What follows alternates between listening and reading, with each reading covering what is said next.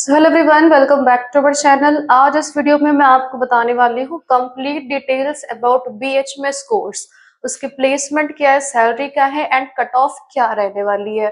तो देर न करते हुए मैं आपके वीडियो शुरू करती हूँ। सबसे पहले देखते हैं बीएचएमएस। तो बीएचएमएस का पूरा फुल फॉर्म है bachelor of homeopathic medicine and surgery.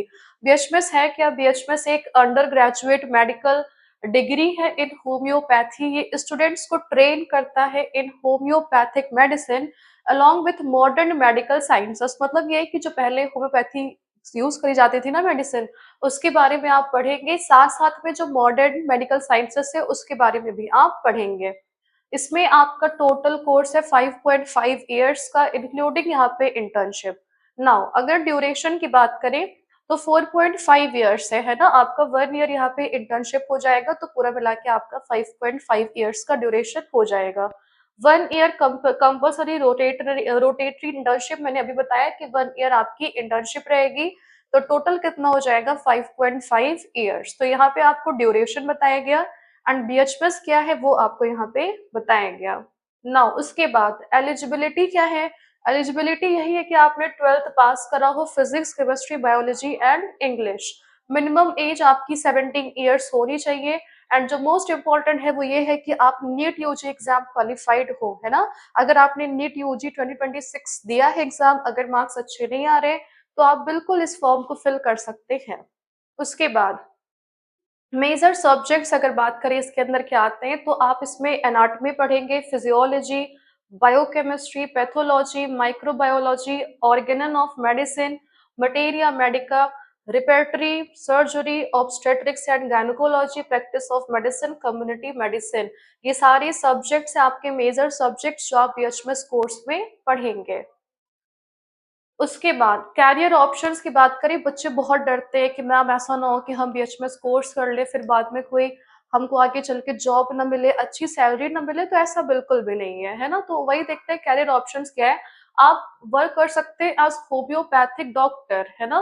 उसके बाद आप कोई प्राइवेट प्रैक्टिशनर बन सकते हैं, गवर्नमेंट आयुष मेडिकल ऑफिसर बन सकते हैं, ये भी गवर्नमेंट है एंड गवर्नमेंट में आपको पता है कितनी अच्छी खासी सैलरी होती है।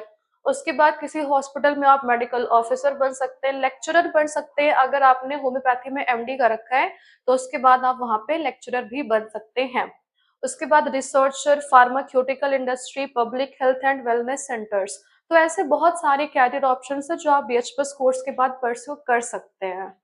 उसके बाद अगर हायर स्टडीज की बात करें तो यही है कि आप एमडी करें होम्योपैथी में, एमपीएच यानी कि master of public health, MBA कर सकते हैं in hospital and health care management, clinical research या फिर हेल्थ एडमिनिस्ट्रेशन। तो अगर बीएचएमएस के बाद बात करें तो उसके बाद भी आपकी हायर स्टडीज है एंड जितने ज्यादा आप हायर स्टडीज करेंगे वैसे वैसे आपकी सैलरी भी क्या होगी? बढ़ती जाएगी।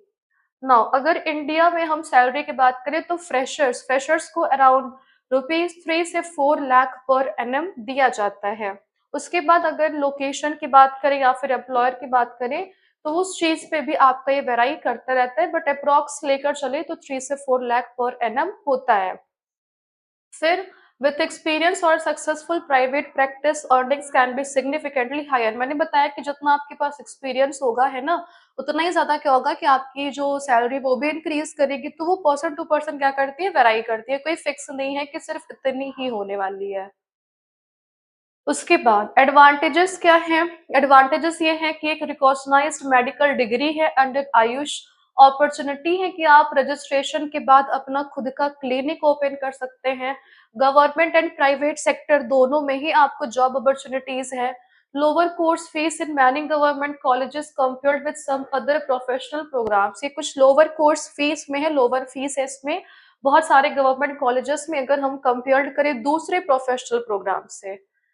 उसके बाद अगर मैं कट ऑफ की बात करूं, है ना, आपका रिजल्ट आ चुका है, तो अगर मैं बीएचएमएस के कट ऑफ की बात करूं ऑल इंडिया कोटा से, तो जनरल के लिए अगर आपकी रैंक 1.7 से 2 लाख के बीच में है देन आप एलिजिबल है फॉर बीएचएमएस कोर्स। अगर ईडब्ल्यूएस की बात करें तो 2.2 लाख से लेकर 2.5 लाख। अगर ओबीसी की देखें तो 1.9 लाख से 2.5 लाख के आपका कट ऑफ जाएगा ऑल इंडिया कोटा। एससी के लिए 3.6 से 3.8 लाख है एंड एसटी के लिए आपका 4.5 से 5 लाख तक है, ये आपकी कट ऑफ है। तो अगर आपकी इस रेंज में रैंक आ रही है देन आप बिल्कुल ही वो कोर्स परस्यू कर लीजिए, स्कोप्स हाई है, आराम से आपका हो जाएगा। सो आई होप ये वीडियो आपको अच्छी लगी होगी। ऐसी ही कोर्सेज के लिए आप सब subscribe to my channel. Thank you so much.